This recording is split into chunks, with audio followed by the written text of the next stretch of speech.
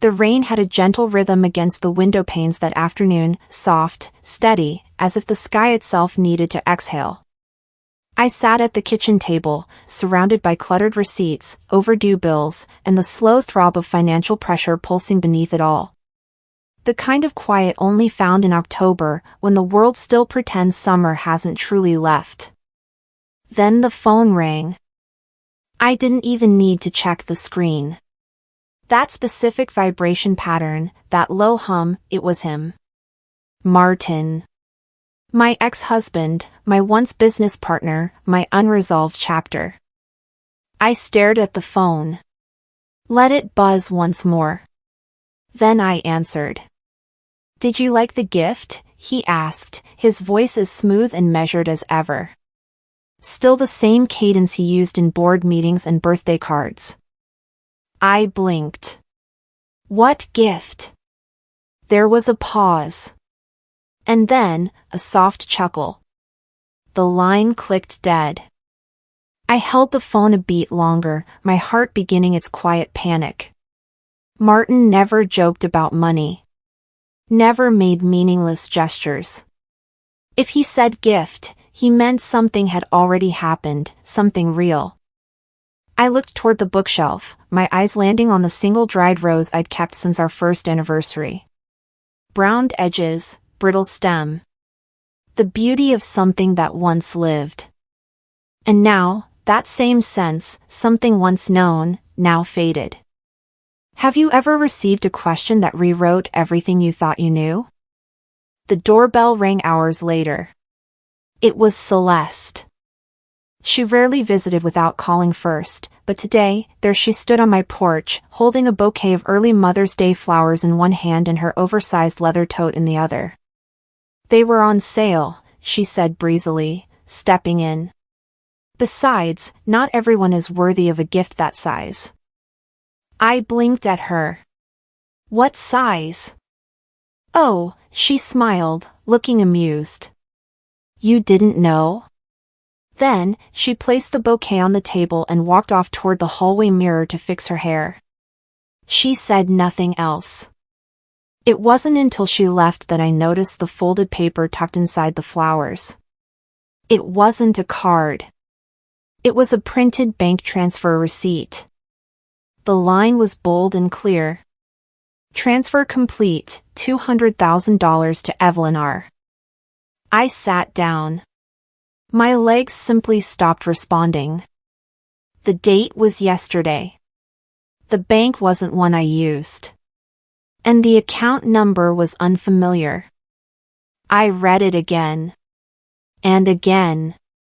But the math didn't change. The name didn't change. And my accounts, just this morning, had shown nothing. I slid the receipt into my notebook without another word. Didn't call her back. Didn't even move to throw away the now slightly wilting flowers. Because suddenly, everything in my quiet house was speaking too loudly. If someone used your name for a gift, but you got nothing, what would you do next? Later that night, I stood in the hallway near the bookshelf again, gazing at the old rose. That day after our wedding, Martin had handed it to me with a grin. Said nothing. Just pressed it into my palm, kissed my forehead, and left for a meeting. I had once called it romantic. I now call it warning sign number 1. I remembered what my mother, Margaret, used to say, even lies wear diamonds. She had a way of pulling back the curtain long before you were ready. That rose, once vivid, now curled inward like a secret. A prophecy. Martin's call. Celeste's visit. The receipt. Was someone using my name to move money? If so, who benefited? And why tell me now? Something was wrong. The kind of wrong that begins with whispers and ends with legal notices. But I knew Martin. If he called, there was a reason. And if Celeste showed up with flowers, there was more behind it than fragrance. But I wouldn't call them, not yet.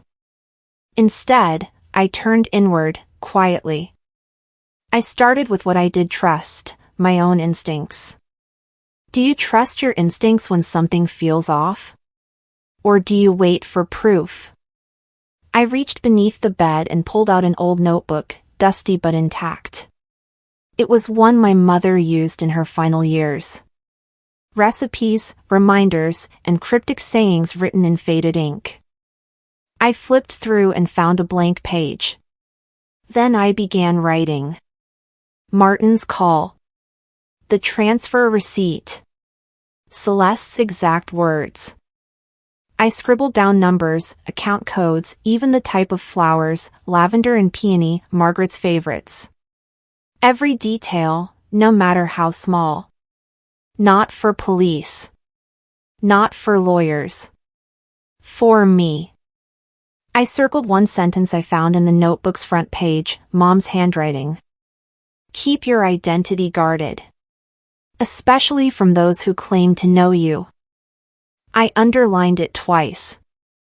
Then I slipped the receipt inside and closed the book. It fit neatly behind the family photo albums in my closet. Right between a trip to Yosemite and Thanksgiving 1994. Some truths need space to breathe before they can speak. And some you must write down just to stay sane. Have you ever documented the truth just to keep yourself sane? I couldn't sleep. The house was still, the kind of silence that made you question if it ever held noise at all. I reached for my phone again, opened the bank apps. All clear. No deposits. No pending transfers. No notes. I whispered into the dark, then where did it go? The answer didn't come. But my gut did whisper something back, low, steady, and unmistakably clear. This wasn't a mistake. This was a message. I dropped the photo. My hand was shaking, not from fear, but recognition. It was her. My mother, Margaret. Standing beside Celeste. Both smiling. I stared at the image, my mind trying to stitch the impossible. The lighting, the date on the back, 11 years ago. Before Margaret passed. Long before Celeste was part of this family. Why had she never mentioned knowing Celeste? The knock on the door earlier had seemed innocuous. A plain cardboard envelope, no return address. Inside, just this photo. No note, no explanation, just a moment caught in time, now threatening to rewrite all my assumptions. I placed the picture on the table, pressing it flat as if smoothing it could erase the questions rising like bile in my throat. That's when my phone chimed. A message from Celeste, brunch tomorrow. Family estate. Where's something forgiving? See. Forgiving. I almost laughed. Almost. But instead, I simply responded, wouldn't miss it. Because if she wanted a show, I'd be front row. Have you ever walked into a room and felt like a stranger among your own? The Rourke estate hadn't changed. Still pristine. Still curated down to the wind chimes that never rusted. I walked up the stone path, heels clicking with quiet purpose. Around me, the garden bloomed with exaggerated beauty, roses too perfect, hedges too exact. Like the life I once had with Martin. Beautiful from afar, hollow when touched. The table was set beneath the pergola. Linen, crystal, cut fruit in symmetrical piles. Everyone already seated, cousins, in-laws, family friends. Except Naomi. And then I saw them. Martin. Celeste. He held her waist with a performative warmth. She wore white. Always white. As if purity could be worn. I stepped into the gathering like a ghost returning to its own funeral. Conversations dimmed. Eyes lifted, then darted away too quickly. I sat at the far end, opposite them. My chair was the only one slightly off-center. I fixed it, slowly, letting the scrape of wood against stone announce I had arrived. Martin looked at me. Nothing in his eyes. Not warmth, not hate. Just absence. A stranger's gaze in a familiar face. Who am I at this table now? A guest in my own family? Celeste raised her glass. To new beginnings, she said, smiling right at me. I returned the smile. Held my glass. Didn't sip. And congratulations, she added, too casually. On the windfall. Not many get that kind of generosity. My grip tightened around the stem of the glass. What windfall? I asked, voice calm, curious. Martin cut in. Let's enjoy the meal, shall we? The way his hand brushed Celeste's arm, territorial. Performative. Forks clinked against porcelain. Everyone resumed talking, pretending they hadn't heard. But they had. I saw it in their stolen glances. Heard it in the careful phrasing of their questions. They thought I'd been paid off. Bribed. Silenced. But I hadn't received a cent. I'm watching a performance, I thought. But I don't have the script. As I moved my food around the plate, a memory surfaced, sharp, sudden. Months ago, I'd seen Martin and Celeste in the study. He was whispering, showing her something on his tablet. I'd dismissed it then. Routine. Marriage. Now I saw it differently. What if that moment had been when they planted the lie? When someone smiles at you but says nothing, what are they really trying to say? Back home, I didn't wait. I pulled out the backup Naomi had helped me set up years ago, an encrypted financial tracker buried in a hidden folder, behind a photo of a cat I didn't own. The screen flickered, loading encrypted credentials. There it was. An account in my name. Evelyn Rourke. Opened 14 months ago. Deposits every few weeks. Modest at first. Then larger. Then. $200,000, just days ago. I never opened this. Never signed for it. I printed everything. Circled the account number. My name. My address. And yet, it wasn't mine. Someone wants me to appear complicit, I whispered. I traced the origin.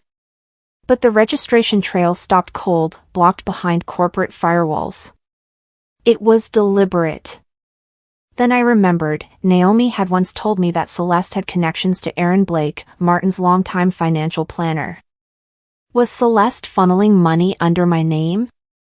I picked up my phone and hovered over Naomi's contact. Has your name ever been used for something you didn't consent to? How would you reclaim it? I texted Naomi one phrase. I need that favor. The one with shadows. Her reply came 2 minutes later, already on it. Quietly. I felt the weight in my chest shift, less fear, more focus. Later that evening, I passed by the hallway and saw Celeste standing near the bay window, on a call. She turned the moment she noticed me. I'll call you back, she said, hanging up quickly.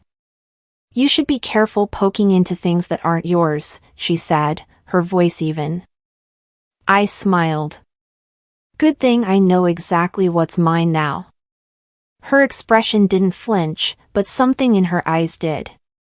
She turned, her heels sharp on the marble floor, leaving the scent of rose perfume and warning behind her.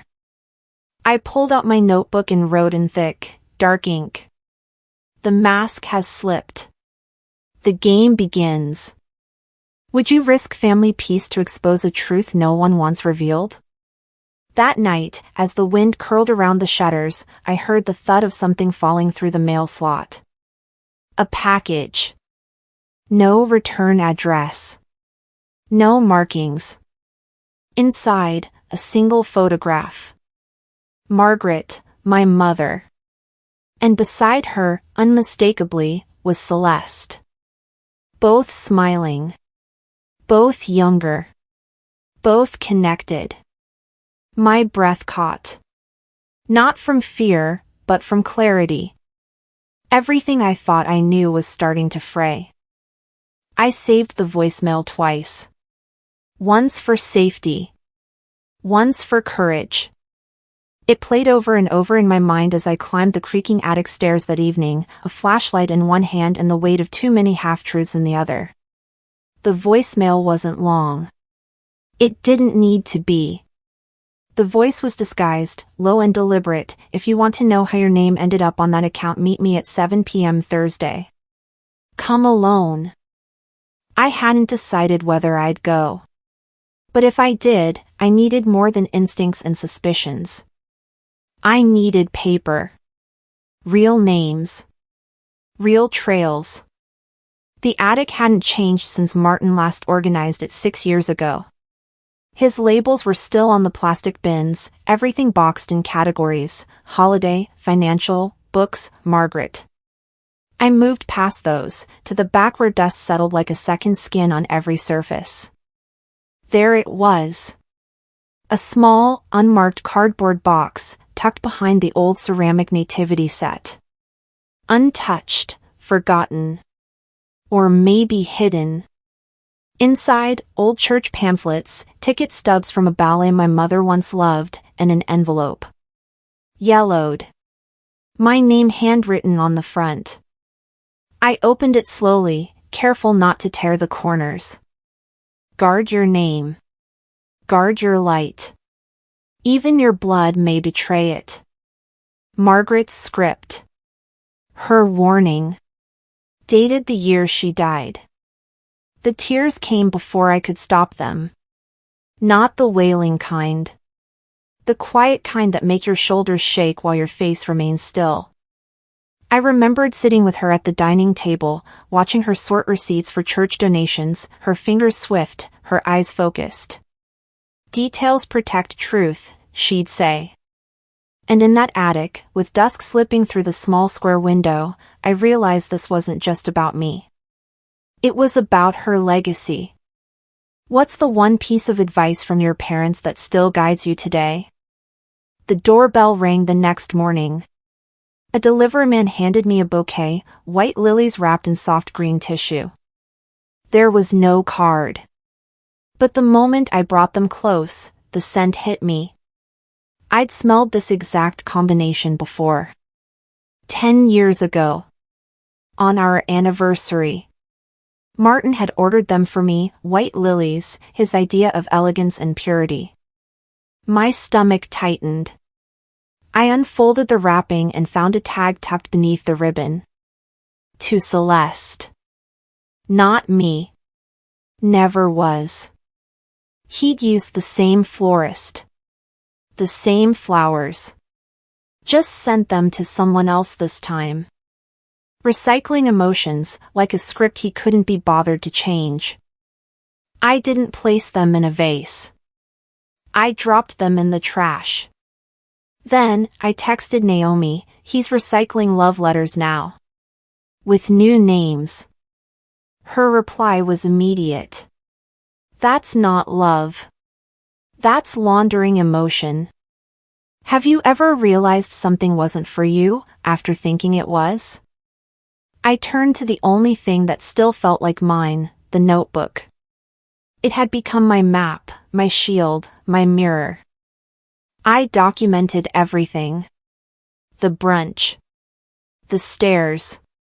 The unspoken accusations. The photo of Margaret and Celeste. The flowers meant for someone else. The voicemail. Each event had its own date, its own page. Screenshots printed. Names cross-referenced.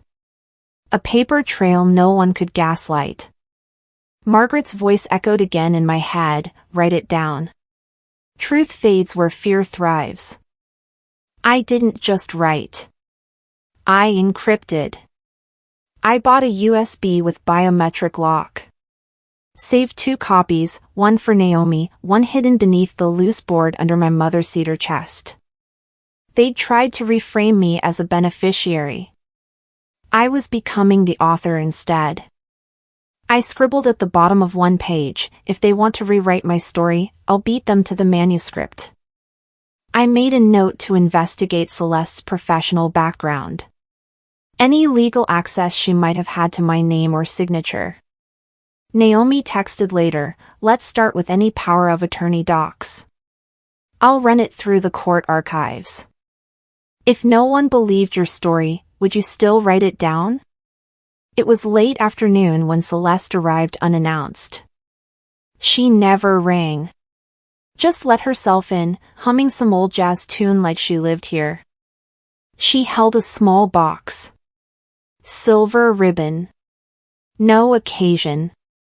For old time's sake, she said, setting it down on the counter like a cat dropping a bird. Inside was a pearl necklace.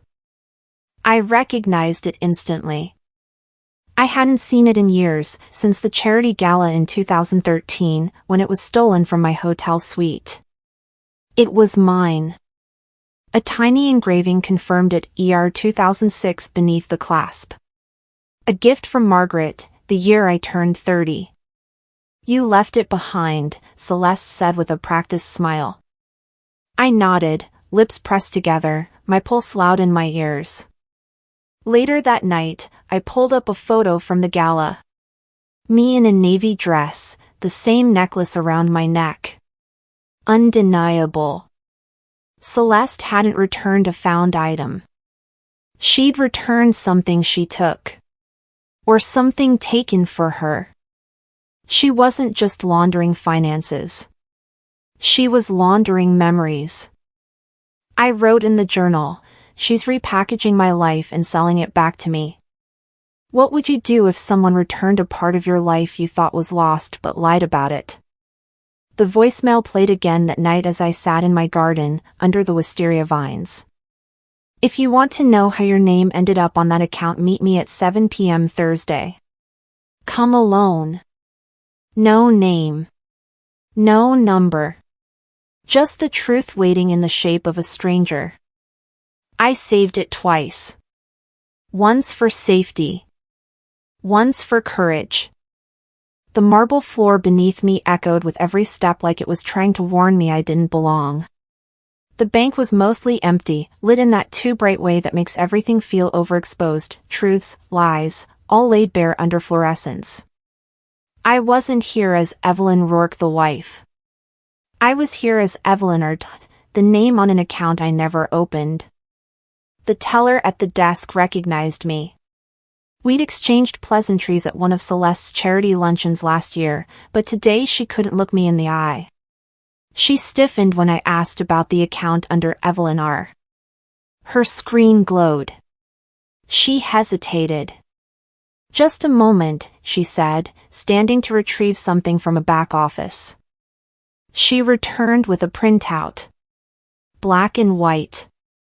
Stark. The name on the file, Celeste Hargrove, POA Evelyn R. The blood left my hands.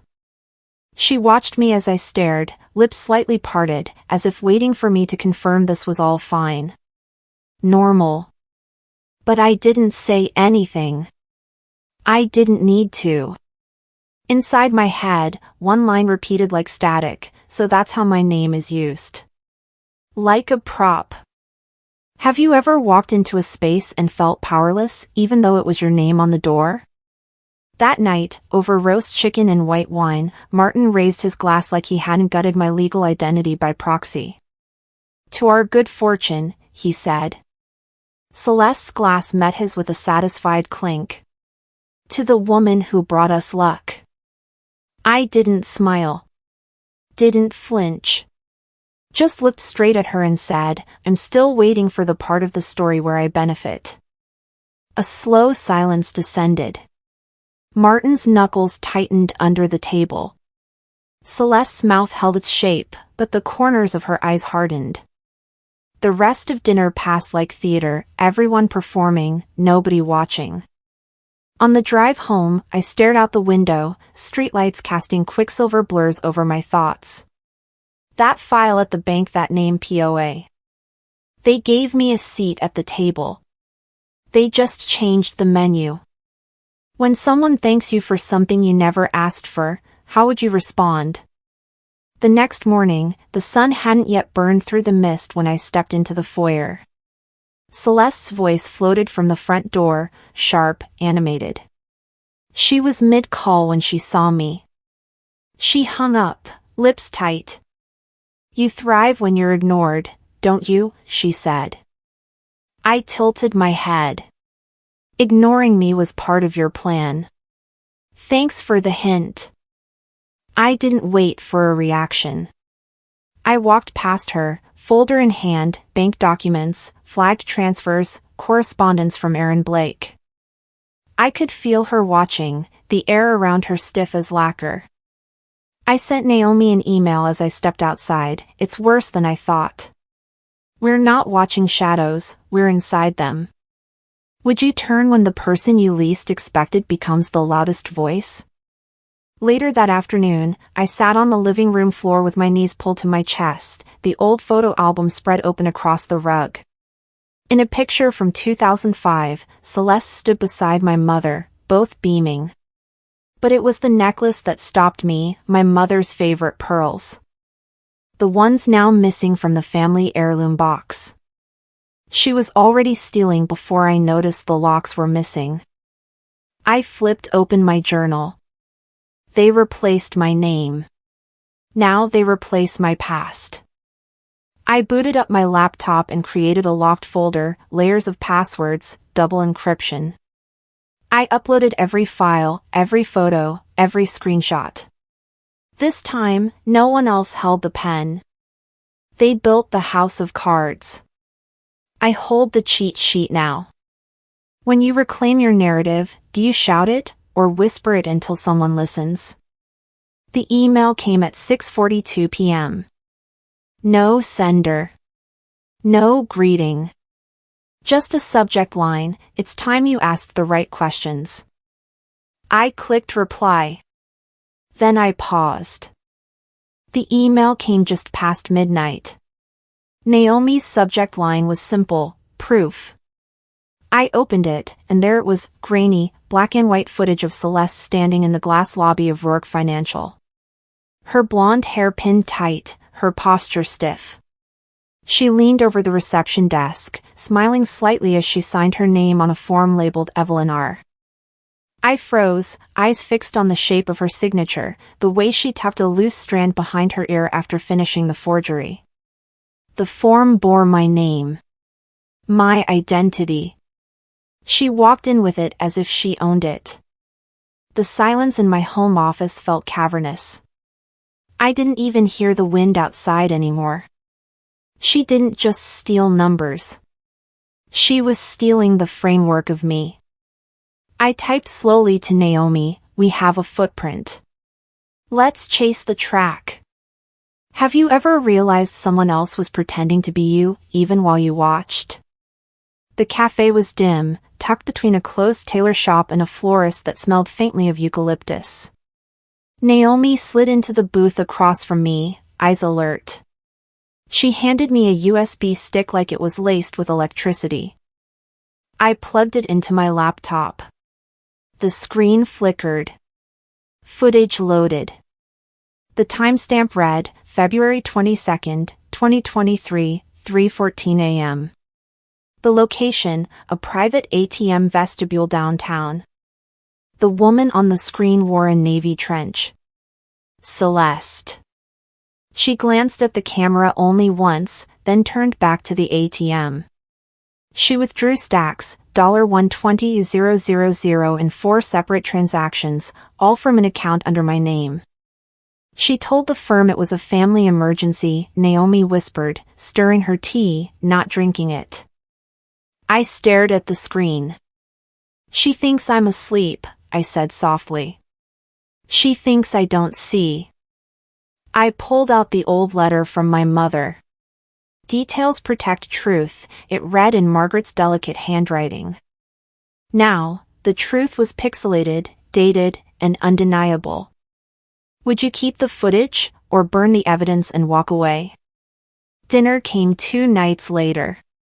Martin had made grilled salmon. The table was perfect. Napkins folded like swans. Crystal wine glasses, reflecting nothing. I waited until the plates were cleared. I've been thinking, I said casually, about that $200,000. And how I never signed anything related to it. Martin's fork paused in midair. Celeste's smile didn't budge, but I saw her pupils narrow. I'd love to see what form you think I signed. Martin opened his mouth, then shut it. Celeste leaned forward. We should all be grateful for unexpected blessings. I pulled out my phone and tapped the screen. The ATM video, paused at the timestamp, sat quietly between us. The silence that followed was sharp, like the edge of a page being turned too fast. Celeste reached for her glass. Interesting record you have there. I'm not interested in old tokens, I replied, my voice flat. I want truth. Have you ever called someone's bluff and won before they knew you were playing? I stood at the window that night, the cold air threading in past the curtains. Outside, the trees swayed gently. I closed my eyes and saw her again, Celeste, reaching into that ATM. I sat down at my desk, opened my journal. They built the scaffold. I bring the light. I uploaded the footage and the security photo to a secure, encrypted cloud. I gave Naomi full access. I wasn't going to carry this burden alone anymore. The fear hadn't vanished. But it had changed shape. It wasn't something that pressed down on me now, it stood beside me. A sentinel, not a weight. I wasn't hiding. I was preparing. What's the turning point when you realize you're no longer running, but standing? As I reached for my tea and locked my screen, my phone buzzed with a new notification. A calendar invite from Martin. Subject, Annual Family Statement Review, Saturday 10 a.m. I stared at it. Then, I clicked accept. Not because I trusted him, but because I planned to meet him in the boardroom, with both hands on the truth. The envelope arrived by courier, white and heavy, sealed with a gold embossed R. Inside, a card, dinner at 7 p.m. Rourke Estate. Formal attire. M&C. It was written like an olive branch, but I knew better. This wasn't reconciliation, it was choreography. By 7, I stood at the threshold of the dining room. Candlelight glittered off crystal decanters, the air smelled faintly of sage and lemon polish. A portrait of my mother, Margaret Dean, hung above the fireplace. Her eyes, caught in the painter's oil strokes, seemed to follow me. Celeste approached, her smile warm enough to melt ice, but not suspicion. She handed me a small menu embossed with gold foil, to Evelyn R. A performance, then. Martin raised his glass. To family, to fortune, he said. I lifted mine but didn't drink right away. The words tasted like borrowed currency, something spoken often enough to sound empty. I smiled politely and thought, this isn't a toast. It's a test. Have you ever accepted an invitation that felt like a setup? Dessert came and went. A fig tart, plated too perfectly to be real. I waited until the waiter cleared the plates before sliding a leather folder onto the table. Inside, a bank statement taped neatly to the lining. This, I said, my tone calm but cutting, was a $200,000 transfer made in my name. Gasps fluttered around the table like birds startled from a wire. Celeste didn't flinch. She just tilted her head and smiled. Martin's gaze dropped to his plate. I didn't receive it, I continued. Someone else did. Celeste's eyes flickered. Maybe you misplaced it. I folded my hands. Then show me where it went. The chandelier above us trembled slightly, one crystal bead tapping another. Even the air held its breath. A faint hum from the dining staff beyond the archway was the only sound. My mind drifted to my mother's favorite quote, the one that hung on her church wall in faded paint, "Truth doesn't perish, it resurfaces." And here it was. Resurfacing under porcelain plates and expensive lies. Would you bring proof into the room, or wait until the room brings you one? Martin stood, his wine glass trembling slightly as he raised it again. We all contribute to this family, he said, voice heavy with performance. Some give money, some give presents. Celeste's lips parted in a half-smile. I gave you presents, didn't I? I stood too, my napkin falling soundlessly onto the tablecloth. Presents without transparency, I said, is just another gift you dressed in debt. The silence was immediate. The kind that stretches just before glass shatters. Someone cleared their throat, too loud, too nervous. My gaze lifted to the portrait of my mother. For a fleeting moment, I swore her painted eyes widened, as if she too recognized the farce unfolding beneath her. Inside, a pulse of anger and clarity rose together. This is my home, I thought. But they made it a stage. Have you ever spoken truth at a table where everyone assumes you won't? I sat back down, slow and deliberate. Then, without a word, I slid another document across the table. A single sheet. Celeste's name. My name. Side by side on a power of attorney document dated 14 months ago. Her signature was perfect. Too perfect. Celeste's smile finally cracked, a hairline fracture that split the gloss of her composure. Martin's jaw tensed. So, I said softly, when you said you gave the gift, you meant you gave yourself the trust one earned. Celeste's voice dropped to a low whisper. You'll regret this. I leaned closer. Only if I stop now. In that instant, something inside me shifted. The fear that had clung to me for weeks fell away like an old coat. They'd played me as a mark. But I'd learned the game. And tonight, I'd flipped the table. When someone plays you for a mark, do you fold or flip the table? I gathered my folder, nodded once, and turned toward the grand doorway. As I stepped into the cool hallway, my phone buzzed in my clutch. A new message. Encrypted. From Theo Ward. Subject line, meeting location, 3 p.m. tomorrow. I paused, thumb hovering over the screen, candlelight from the dining room flickering against the polished floor. Then I pressed open. And hesitated before hitting play. The room smelled of old cedar and ink, the scent of stories folded into spines. I stood near the fire mantel, waiting, my mother's law books lined like soldiers on the Rourke family library shelves. Each spine still held her underlines, firm, neat, intentional. Just like her. Naomi arrived first, then Bennett Blake, taller than I remembered. He moved like someone with both purpose and caution. Once my mother's brightest law student, now grayer at the temples, but his voice held that same reverence when he spoke her name. I found something, he said, placing a manila folder on the table. 14 months ago. Celeste signed POA documents under your name. She did it at a closed board session, claiming you were present by proxy. I didn't flinch. I stared at the ink, at my mother's notations behind him. Justice doesn't wear perfume, she used to say. It doesn't smile for dinner guests.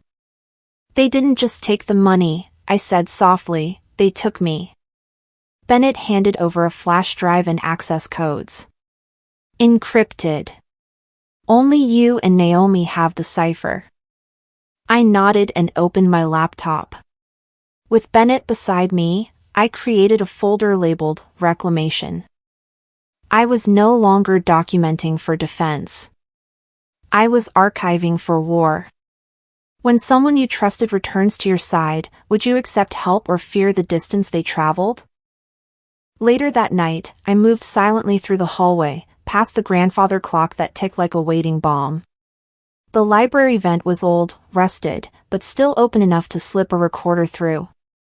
I planted the device just as I remembered a whisper between Martin and Celeste during last week's dinner, half-finished sentences, too careful to be innocent. I barely made it down the stairs before I heard them again. Celeste's heels clicked like a metronome of control. She leaned into Martin's ear and said, "He'll never see it coming." I froze. Her voice, almost gleeful. A queen making her final move. I pressed pause and stepped back into the dark. I'm no longer waiting for a fall. I'm orchestrating the collapse. I texted Naomi, "We start tomorrow. 3 p.m. venue, TBA. Have you ever listened when someone thought you weren't listening?" The next morning, an email arrived from Theo Ward. No subject, just a JPEG attachment. I clicked, and there it was. A photograph of Celeste at a charity gala 2 years ago, her hand resting on the shoulder of a state senator and around her neck, Margaret Dean's pearl necklace. The same one that vanished the day after her funeral. The one she promised to pass on to me. A keepsake turned into a costume. I stared at the screen, cold spreading from my fingertips to my chest. I remembered my mother's voice, "Your story lives in what you value, not what they give you." I saved the photo under Evidence 17, Heritage Theft. They don't just borrow money. They borrow identity. And I was going to take both back. Would you fight for a piece of your past someone else claimed as theirs? I shut the laptop and leaned back, staring at the low flickering chandelier above. The room pulsed with quiet, my heart didn't race anymore. It focused. I picked up my journal, scrawled in ink. They built a fortress of names. I hold the key to the gate. My plan was no longer scribbles and second-guessing. It had a shape now. An outline. A time. The confrontation would be deliberate. It would not come in anger, it would arrive with fact. I am no longer the witness. I am the reckoning. When the hurting stops being about what they did and becomes about what you're going to do, does your heart tremble or settle? The phone buzzed at 2:59 a.m. Theo Ward again. Message, boardroom door unlocked. 9 a.m. tomorrow. Your move. I stared at it. Then, I set my alarm for 6 a.m., walked to the study, and sat beneath the family crest that hung above Martin's desk, an ivory lion holding a golden scale. Tomorrow, the scales would tilt. The courtroom smelled faintly of varnish and paper. Every sound, heels clicking, whispers from the benches, echoed against the paneled walls. I stepped in, steady but hollow, my heels silent on the polished floor. Portraits of old judges stared down from above, men who had decided fates long before I ever knew mine would be questioned. The bailiff's voice carried across the room, Estate of Rourke versus Hargrove and Rourke Financial. Martin sat with his attorney at the front, hands folded, his posture impeccable. Celeste occupied a seat just behind him, her expression calm, almost studied, like a woman attending someone else's trial. I could feel her perfume drift through the air, something sharp, expensive, meant to announce control. I glanced toward the bench where Judge Hal Cooper presided. His face was unreadable, but his eyes didn't miss much. My heart thudded once, slow and deliberate. This wasn't about money anymore. This was about my name, my identity, signed away without my breath to bless it. I drew in a long breath. This is where I reclaim myself. Have you ever walked into a room knowing the outcome must change, and you carried the weight of that change? The prosecution began first. Their voices were confident, sharp-edged. Evidence shows an account opened under the name Evelyn R., used to funnel corporate funds through unauthorized transfers. Then came the defense, smooth and rehearsed. No evidence Ms. Rourke personally benefited or participated. The alleged theft could simply be a clerical error. A misunderstanding. The word misunderstanding landed like a slap. I sat upright, hands clasped on the table. Bennett leaned forward, his voice low. Stay calm. They don't know what you have yet. Across the aisle, Celeste adjusted her scarf. Her smile never quite reached her eyes. Martin kept his gaze locked on the judge, expression unreadable, but his fingers tapped the table, a small tell of unease. I glanced toward Naomi, who sat in the second row. She caught my eye and gave a subtle nod. The signal was clear: hold your ground. In my bag sat the folder containing the receipts, Celeste's signature, my name forged in cursive so perfect it almost fooled me. When someone attacks your identity, you don't just defend your name. You reclaim it. By midday, the courtroom air had turned heavy. The defense attorney rose again. Your Honor, he said, we submit this certified copy of a power of attorney document signed by Ms. Rourke herself. The paper slid across the table toward the judge. My stomach twisted as I saw the signature, my own name, identical to mine, only I had never held that pen. I rose before I could stop myself. Your Honor, that is not my signature. I never signed that document. I wasn't even aware that account existed. The judge's eyebrows arched. Are you contesting authenticity, Ms. Rourke? I am contesting everything about it, I said, voice even. Across the room, Celeste's lips curved into a faint, knowing smirk. Martin didn't move, but a single vein pulsed at his temple. Naomi reached into her briefcase and slipped me a small USB drive. Inside it was the one thing they didn't know existed, the recording from the library vent. When someone frames you for their mistake, what's your response? Fight the frame or pick up the piece? When court reconvened, I stood. Your Honor, I request permission to play new evidence. Judge Cooper motioned to the bailiff. The lights dimmed slightly as Naomi connected the device to the projection screen. Then came the voice, clear, sharp, echoing through the speakers. Celeste, he'll never see it coming. The room fell still. No papers rustled, no one breathed. Celeste froze mid-blink. Martin's jaw locked. The defense attorney turned pale, flipping through his notes in vain. Judge Cooper leaned forward. Counsel, what is this? An audio recording, I said. Captured on the Rourke estate the night before the bank documents were filed. Celeste's hand trembled for the first time. Martin looked at her, eyes hollow with something like realization or guilt. The prosecution spoke quickly, Your Honor, we request to admit this into evidence. The defense tried to object, their voices overlapping, but the judge's gavel cut through them. Admitted, he said firmly. And just like that, the room's temperature shifted. For the first time, I wasn't defending. I was proving. Have you ever held proof that the world didn't expect you to have, and seen their faces change? During the recess, I sat alone in the marble hallway, the echo of footsteps bouncing off stone. the scent of coffee from the vending cart mixed with old dust and nervous sweat. I closed my eyes. I could hear my mother's voice again, quiet but steady. Even silence has volume when you choose to speak. I pulled out my phone and texted Bennett. They called me a ghost. Tonight I became the witness.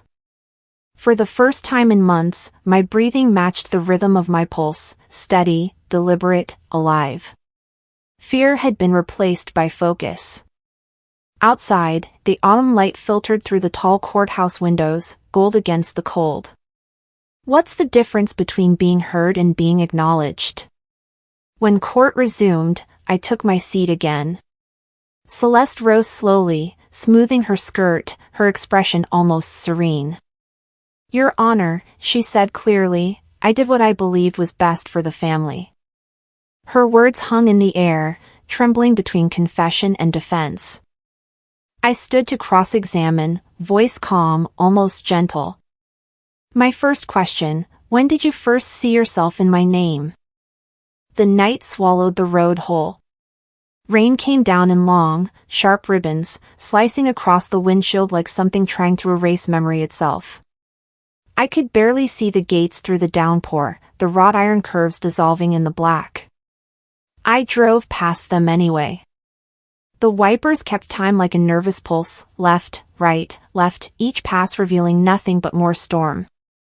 My phone buzzed on the passenger seat. A text from Martin, meet me in the driveway. We talk. No punctuation. Just that. The estate loomed behind me now, swallowed by shadow. I turned toward my mother's old house, the one place I still associated with truth. The windows were dark, curtains drawn. The kind of silence that felt personal. I parked and stepped out into the rain. The cold met my face like an open-handed reminder that I was still here. Not someone's wife. Not someone's liability. Just a woman standing in the storm that finally matched the weather inside her. When the weather mirrors your heart, would you still stop the car and face the storm? He was already there. Martin stood in the driveway, coat unbuttoned, rain drenching his shirt until it clung like confession. His hands were empty, but his eyes looked heavy with something that didn't fit him, regret, maybe. I was wrong, he said. The words came out rough, like gravel caught in his throat. Behind him, the lights of the main house flickered faintly. No sign of Celeste. Just the faint, rhythmic thud of something inside, a door closing, maybe. Or the sound of someone leaving before being asked to. Martin dropped to one knee on the wet gravel. You were never the wife I valued, he said. You were the one I marketed. The rain beat down harder, cold against my skin, unforgiving. I didn't move. If I was a product, I said, voice even, then you were the distributor. But the contract was never signed by me. He looked up at me then, eyes hollow, rain sliding down his temples like tears he couldn't own. My mother's letter came to mind, her handwriting soft but firm. Your identity is yours alone. And I understood, in that moment, that nothing he said could take it back. Have you ever watched someone kneel before the mirror of their own mistakes? My phone buzzed again.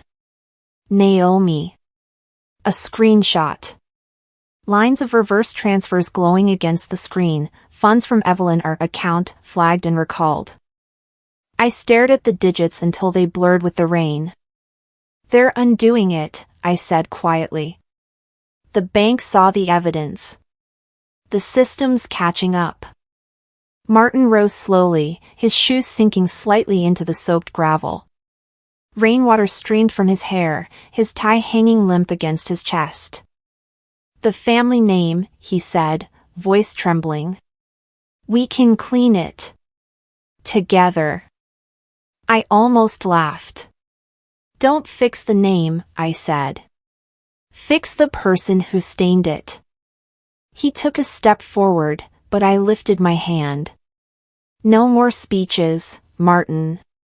You already sold the story, you don't get to narrate the ending. When someone turns the tables on the game they set, you see their panic or press play? Lightning split the sky, the sound cracking open the night. I turned toward the porch where my mother's roses used to grow. The garden was gone, replaced by mud and weeds, but I could still smell her lavender perfume in the rain. Each step felt lighter than the last. The storm wasn't my punishment anymore, it was my cleansing. I pulled out my phone, typed to Naomi, "I'm done waiting. Let's move forward." Then I opened my encrypted cloud folder and hit send all. Evidence to the press. To the firm. To myself. Every file, every receipt, every recording, the truth now belonged to the world. For the first time, I didn't feel fear. Only clarity. Would you leave the house and still win the war? A pair of headlights appeared in the reflection of the puddles, the silver sedan I knew too well. Celeste's car. It idled near the gate for a few seconds, then turned, vanishing into the dark. My phone pinged one more time. A notification banner slid across the top of the screen, "Your appearance at the gala 3 years ago, archived video upload complete." The rain softened to a whisper as I reached the front door of my mother's house. I placed my hand on the handle and stepped inside. But I didn't close the door behind me. The ribbon stretched across the entrance to the new community center, glossy and red, like the final scar healed. The cold air carried the scent of fresh paint and pine mulch from the landscaping. Cameras flashed, volunteers whispered, and neighbors gathered under umbrellas and hope. I stood with the oversized ceremonial scissors in hand. Martin wasn't here. Celeste, in sunglasses too large for a cloudy day, lingered near the edge of the crowd, saying nothing. Naomi leaned in, her whisper like wind through leaves, "Look at you now." I smiled, not for the cameras, not for the donors, but for the small voice in me that said, "This is yours." Not taken, not gifted, not borrowed. Mine. The scissors clicked. The ribbon fell. Cheers rose around me. Inside, the hall smelled of citrus and wood polish. I didn't build this place to retaliate, I built it to repair. Not just for me. For anyone whose name had been misused, whose story had been edited without permission. Have you ever taken the first step to rebuild something, even the wound that caused the damage? Later, as the ceremony unfolded, I invited others to share their truths. The mic stood steady on its thin black stem as a woman, mid-50s, nervous fingers twitching at the hem of her cardigan, approached. "My husband used my name to open 3 credit cards," she began, voice quivering. "It took me 6 years to find out. He said it was love. Love doesn't hide bank statements." The room held its breath. Then she steadied herself. "But I'm here. And I'm not hiding anymore." A quiet applause followed, gentle but certain. I sat, heart full but burning. She had told part of my story without ever knowing my name. Back at the podium, I leaned into the microphone. The same system that broke us can empower us. If we take the mic, not the silence. There were nods, misty eyes, and one quiet amen from the back. If someone gave you a platform, you would use it to silence your past or amplify your purpose? In my new office above the community hall, the walls still smelled of fresh primer. Bennett arrived with a folder labeled Final Compilation. Inside, a scanned creed handwritten by Margaret Dean, my mother, her values, her vows as an attorney. And stapled to the back, banking ledgers bearing Celeste's forged authorizations against my name. I turned each page slowly. It wasn't just evidence, it was legacy misused and now reclaimed. I opened my laptop. On the desktop, a folder named Her Name Was Mine. Dozens of files, scanned documents, recordings, photos, metadata logs. I clicked share all. Press. Legal counsel. Trusted archives. They rewrote my life, I whispered. Now I publish the draft. When the archive of your past becomes evidence, are you just a witness or the author? After hours, I walked the empty halls of the center, the echo of my steps familiar but no longer lonely. I passed the library, the art room, the quiet lounge lined with donated books. This space was no longer haunted. It breathed. I paused by a shelf in my office and placed down a framed portrait of my mother, strong eyes, gentle smile. Beside it, I laid a velvet box containing her pearl necklace. Not as a display of wealth. As proof of history returned. I didn't need to wear it. I needed to know where it belonged. I exhaled fully, the kind of breath you don't notice you've been holding for years. When you claim your story, you stop being defined by someone else's version. My phone buzzed on the desk. An email alert lit the screen. Invite, National Press Conference, Evelyn Rourke to speak. I tapped it open. Scanned the date, the RSVP, the attached brief. Then I stood straighter. I tightened my resolve. The mahogany desk in the library had become my late-night confidant. Stacks of my mother's journals towered beside flickering candles. The flames hissed every time the wind slipped through the chimney flue, whispering something I couldn't quite decipher. I opened a fresh page from the stationery pad, the kind Margaret once used when writing to judges or senators. But tonight, I wasn't addressing power. I was addressing poison. At the top, I wrote, to Celeste Hargrove. There was no return address. No postscript. No date. I didn't write for her acknowledgement. I wrote for closure. Line after line, I recounted the betrayals, the forged documents, the bank transfers, the dinners layered in false smiles and financial landmines. I wrote about the phone call, the one where Martin had asked if I liked the $200,000 gift he never actually gave. I wrote, this letter is for you, yet I write it for me. And for the first time, I didn't shake as the pen moved. Have you ever written something knowing it might never be read, but you needed to write it anyway? Before sunrise, I drove to the Rourke estate. The trees lining the driveway cast long, icy shadows across the pavement. I parked at the far edge, engine still running, my breath fogging the window. The sealed envelope felt heavier than paper as I approached the front steps. No lights on.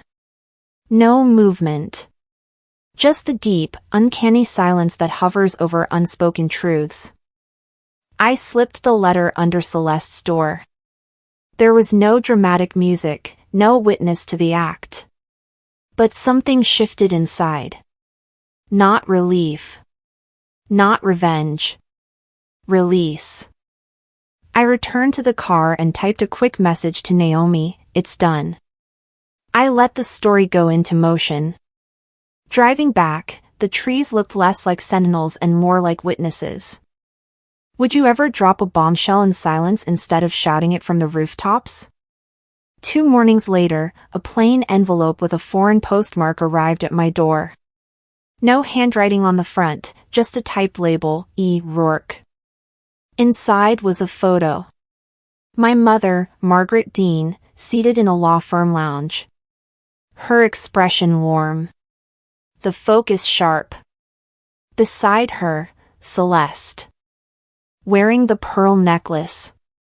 Taped to the back of the photo was a short note in block print, I know what you found. My breath stalled. Not fear. Recognition. I turned the photo over again and again. The pearls weren't just jewelry. They were proof that Celeste had walked through every shadow of my life, collecting keepsakes from moments she never earned. They didn't just play the board, I muttered, they painted the board. She hadn't just rewritten my legacy. She'd posed inside it. When someone else writes your history for you, will you retrieve the pen or let them sign again? I returned to the library chair and sank into the soft cushion. The fire had dimmed to low embers. I let the quiet press in like a soft quilt. And I understood something I hadn't grasped even during trial. True victory doesn't require applause. It requires stillness. I opened my journal and penned one final entry. I am not the debt. I am the author. The book closed with a soft thud. No fireworks. No headlines. But it was the loudest declaration I'd ever made. I pulled a blanket over my legs and leaned back. The room looked the same. I didn't. I wasn't waiting anymore. Is the end of your story loud or silent? And which will you choose? The phone buzzed on the side table. A notification glowed through the dim, live broadcast in 1 hour. National network. I rose, walked to the door, and stepped into the dusk. The wind was cold, but it didn't bite. It carried something else. The beginning. The lights were hot under the collar, but I didn't flinch. I walked onto the stage at the national press conference as if the floor beneath me had always been mine. Microphones lined up like waiting mouths. Cameras rolled. The hush in the room wasn't silence, it was anticipation. My name is Evelyn Rourke, I began. I was silenced. I was stolen from. Today, I reclaim it. No gasps. No interruptions. Just a heavy quiet, the kind that listens. My fingers didn't tremble. I looked straight into the lights, into the questions not yet asked. Because this wasn't about spectacle. It was about restoration. I wasn't giving them a confession. I was giving them the facts they thought I'd never find the voice to speak. Have you ever stood up when everyone expected you to sit down? On the large monitor behind me, the slideshow began. Receipts, bank transfers, internal memos. A visual map of how the account under my name had been created, drained, and reversed. Then came the final image, a sealed document and birth record. Celeste's hidden child, placed under a foundation that bore my name without consent. A moderator leaned toward the other podium. Would Ms. Hargrove or her counsel care to respond? Celeste's lawyer shuffled papers. She said nothing. I'm not here to shame, I said, but I am here to correct the record. Integrity isn't inherited. It's earned. I paused. And legacy? I glanced toward the back wall where a photo of my mother now hung.